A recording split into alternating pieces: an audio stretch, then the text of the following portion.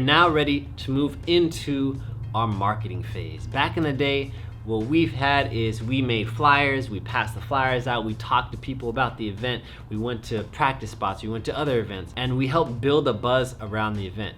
Right? Today, we have the convenience of the internet, right? You can literally throw an event by marketing on Facebook and it will be successful. If you do have the money, it does make such a big difference to actually print out flyers, pass them out, and talk to people about it. Because there's nothing like you talking to someone face to face than like, you know, scrolling through your Facebook feed and like, oh, breaking competition here, right? It's not as meaningful, right? When it comes from you, when it comes from something that you hand somebody, a conversation, it means more to people. So definitely don't overlook flyers and actually talking to people. But talking about social media, Facebook is such a great way to market your event. Go ahead and make an event page and start inserting all your details in an organized manner.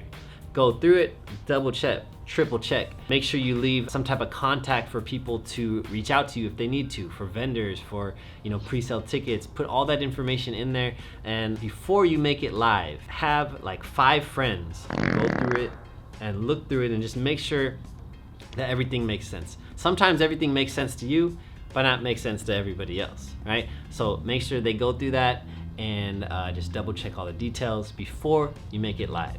Okay, the last thing we need to do is we need to insert some type of picture that represents our event. So when people see it, they're like, oh, this is a dance competition. Oh, this is a you know, hula hoop competition, whatever it's gonna be, right? Have something that represents it, and don't just Google an image and put it there, because to me, it's kind of disrespectful to the person that took that image and also is in that image. So ask one of your judges, hosts, a friend, go out and take some pictures and use those. Okay, nowadays phones have such good cameras, you could get a nice photo from your phone, but you need to have something that's kind of catchy and represents what you guys are doing for people to actually take notice of it. Now, once everything is set, it's been quadruple checked, we need to make it live. And when we make it live, we need to go ahead and invite all of our friends, dancer friends, non-dancer friends. Of course, dancers are gonna be interested, but if you get other people interested, it builds the buzz even more, and maybe you could inspire a future dancer.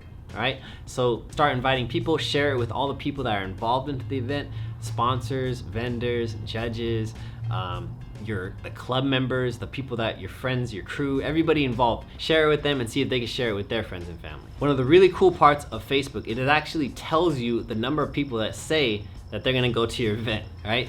You can't always trust that. Maybe it says 300 people, maybe half of that's gonna show up, but it does tell you a number. So say you look at it and whoa, only like 20 people are gonna go to my event. That means you might need to market it a little bit more, maybe do some type of tactics, maybe release pictures of the judges, maybe footage of the judges, do some different tactics to kind of build a buzz around the event, maybe showcase some of the vendors that are gonna be there, do different things that'll help build that buzz for your event.